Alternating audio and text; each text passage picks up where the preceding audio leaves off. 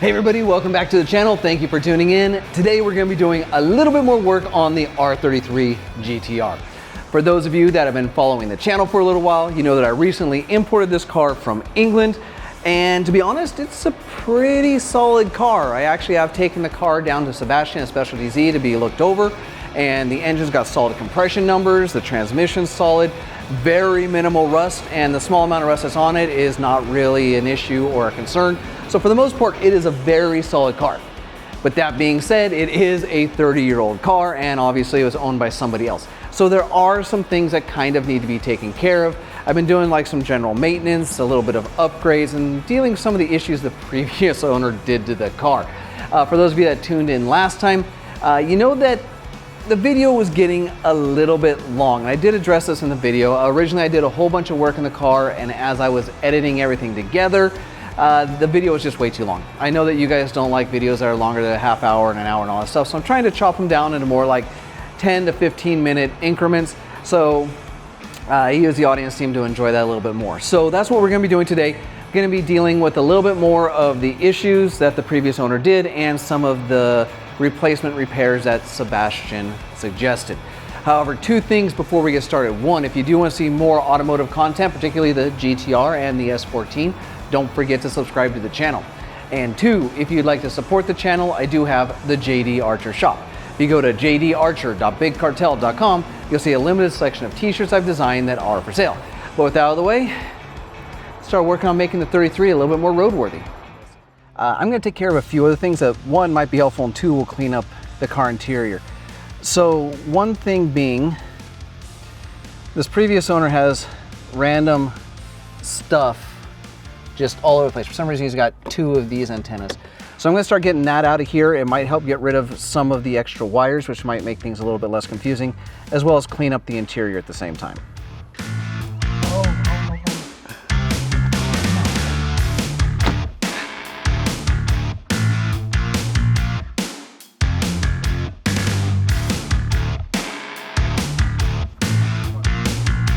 Oh, it's stuck up. One of my antennas that was stuck up here. Connected to nothing?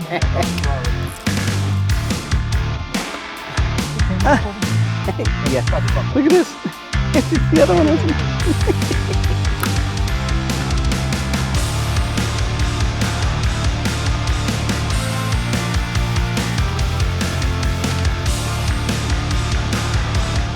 Now that we're done cleaning up the interior a little bit, now it's time to turn our attention to this headache. That is a lot of wires, it's a lot of mess, and it's keeping me from putting the ECU cover on. So I'm gonna try and get this all a little bit organized and tucked away so people aren't stepping on it, and it just gets rid of this unsightly mess.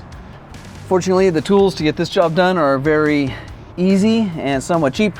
We got some cable ties and, well, near nose pliers, but I got a clipper port of it here. So we're gonna try and zip tie all this up so we can get this all a little bit more clean. All right, so I'm gonna start with these wires right here because it looks like they're already kind of forming a bit of their own basic harness here.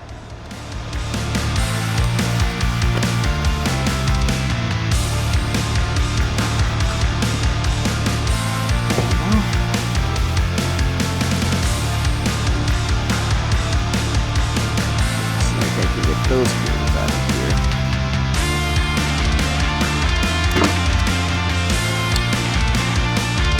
So as near as I can tell, these are just microphones that I think hooked up to the alarm, and that way if someone shattered glass, it would set the alarm off. Kind of old tech, but let's just go ahead and get them out of here.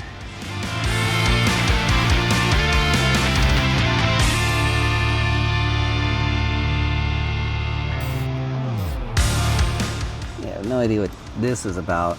Looks like they hacked up a factory harness. They installed some sort of fuse. It says ignition 3 amp. That is definitely a half-ass way to do that. Problem is there's not a lot of places up there to zip tie too.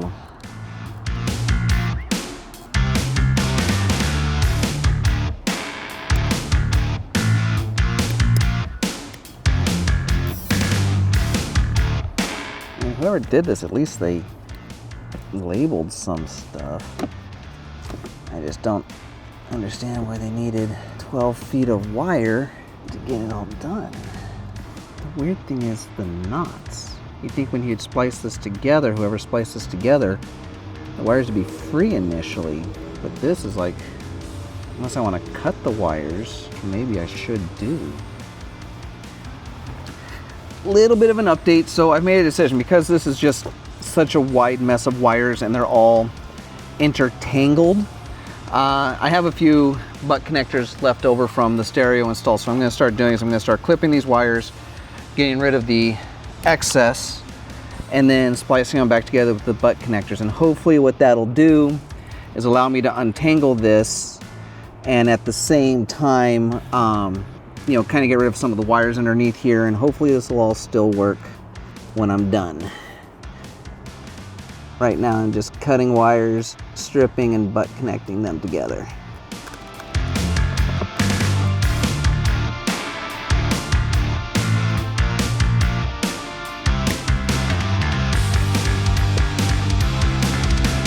Alright, so what I've been doing is cutting and splicing these wires because they're just all sorts of tangled, and there was a ton of wiring in here. It's like they used the full length of wire. They didn't actually ever trim anything. So what I'm doing now is trying to get rid of some of the wire that's underneath here that's just overall not needed, and then untangled it as well. Because some of these were tied in loops, some of them were tied in knots. I'm not even quite sure how they did that. And unfortunately, I'm out of connectors. But I did get quite a bit done. I did quit quite a bit of wiring out of there that just wasn't needed. Oh, there's even still more that I had thrown over there. So yeah, this was just done super janky. It's hard to believe I've done all this work and it still looks as messy as it does. I guess I should be happy they at least put some fuses in the lines, even if they did it the worst possible freaking way. All right, found some more butt connectors, which means I can keep working on this little freaking wire exorcism I'm dealing with here. Never had wires literally just tied together before.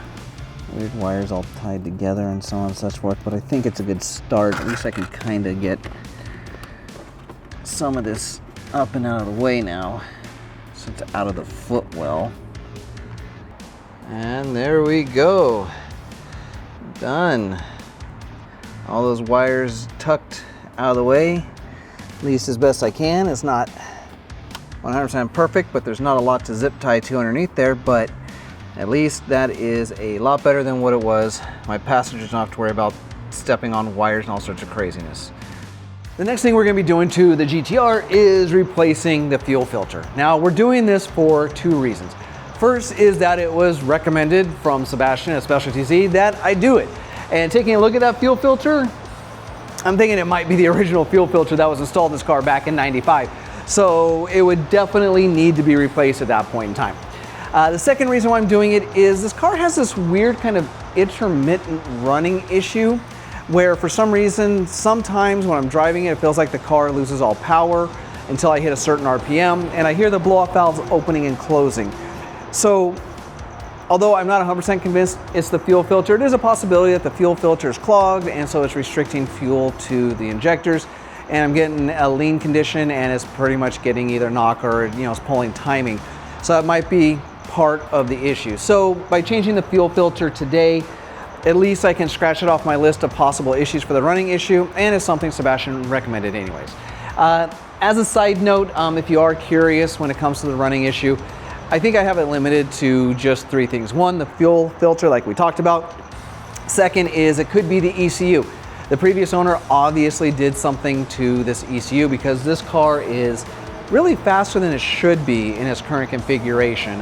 As you know, I have owned an R32 GTR and I have driven a 34 GTR, and like I said, this car is feeling a little bit more faster than it should be. So obviously he did something to the ECU, I just don't know what. The third option it could be, and to be honest, this is where I'm leaning the issue is, it would be the alternator starting to go bad. The reason why is when I first turn on the car for about the first quarter mile to maybe half mile of a drive, it's got the battery indicator light on the dash and then it goes off. So I'm thinking that if the alternator's starting to go bad, it's enough that once I start driving, it generates enough electricity that it turns off the warning light. But it's starting to go bad, which means it's generating enough electricity to run the car, but not run it well. There's not electricity for all of the sensors to run at their peak performance. So that's my theory as to the running issue. But like I said, as of today, we're just gonna take care of the fuel filter.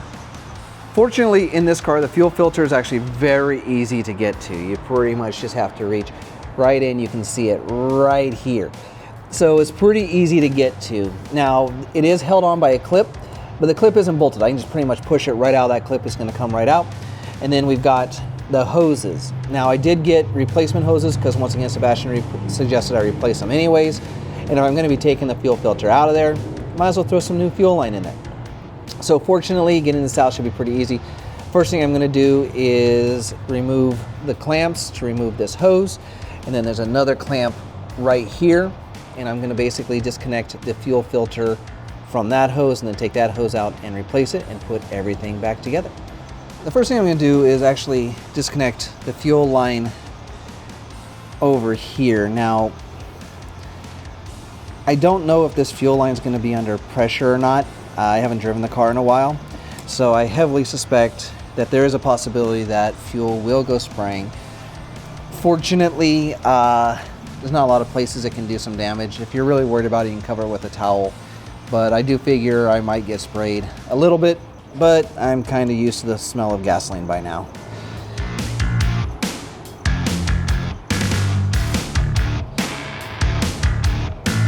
Yeah, this is pretty brittle.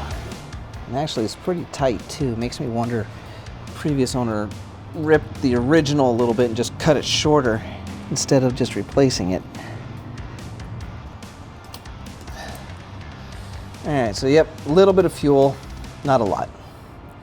All right, so next, I'm gonna try and disconnect the lower hose. That clamp is not a very convenient location, so fortunately we've got the stubby Phillips head to try and get in there. See if I can get that loose.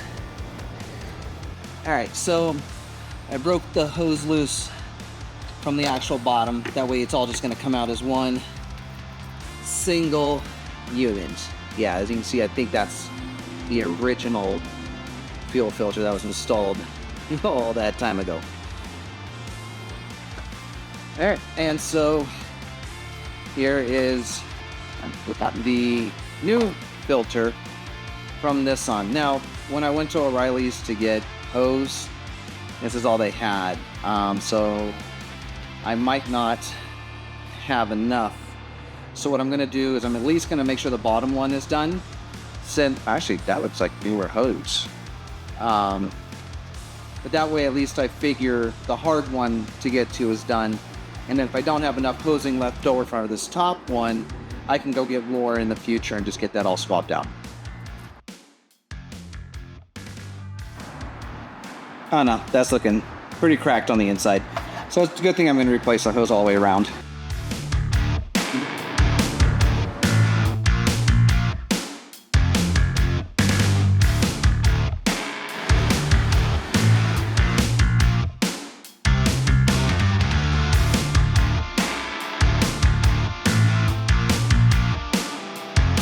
For this one,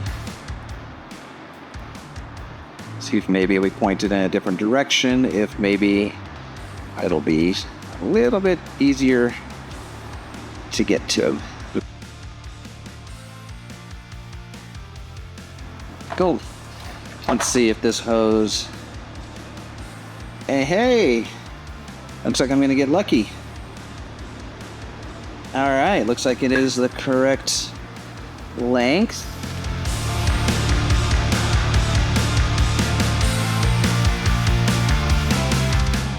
All right, let's see, that's a little protected. Sweet, the protector little fits too.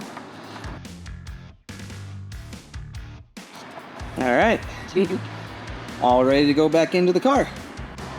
All right, this is probably going to be the trickiest part of it, is getting this hose onto the nipple down there, so it's actually going to want to clear. So I did position the clamp a little differently. Like before, this clamp was facing towards the block, so I had to get in there with a stubby.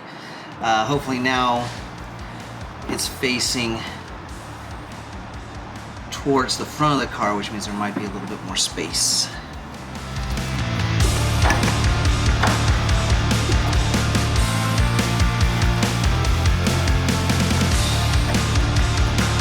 Ooh, did that just decide to slide on? Yes, it did. Alright, so FYI, there is a little bulge on that metal pipe that this just slid onto, so you know when you're on far enough. And I am up against that bulge. Okie dokie. Let's go ahead and get that locked down. So much easier now that it's facing that way. Alright, now for the front of the hose, I repositioned this so it's just more convenient to reach. Alright, that slid on nice and easy.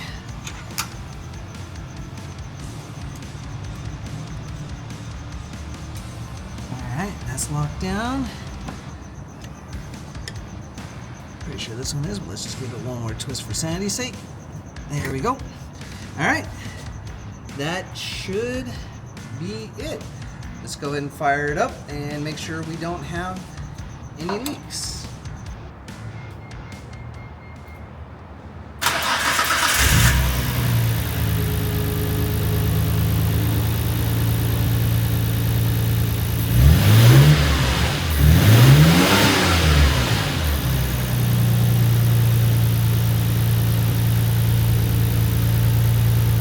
Alright, so obviously car fired up. The first fire I think I didn't record, so it did turn over for a little while before it finally caught, but then I recorded another start shortly thereafter. Now let's just go ahead and hit it with the flashlight and make sure that there's no leaks. I have also done some revs, so it should be under pressure. At the top of the fuel filter will be on the in part. I would call that a successful install. And there we go, a few more steps done on the journey to making this R33 GTR a solid daily driver. I know there's a few more things we need to do before we start getting to modifying, but like I said, I want to make it a solid platform before I start going down that route. I hope you enjoyed this video. If you did, go hit that thumbs up button to let me know. It does help the channel out a lot. As I did say at the beginning of the video, if you see more automotive, particularly GTR and S14 content, don't forget to subscribe to the channel. You can also follow me on all forms of social media, which include Instagram, Twitter, Facebook, and TikTok. There'll be links for all those in the description down below. Now, after watching this video, have any questions about what I've done, any suggestions where I could have done it better? If you just think there's something I can do to the car to make it even more reliable before we start modifying, go ahead and post in the comment section down below. I will respond to you. I thank you all for watching, and until next time, forget everything else, focus on the finish line.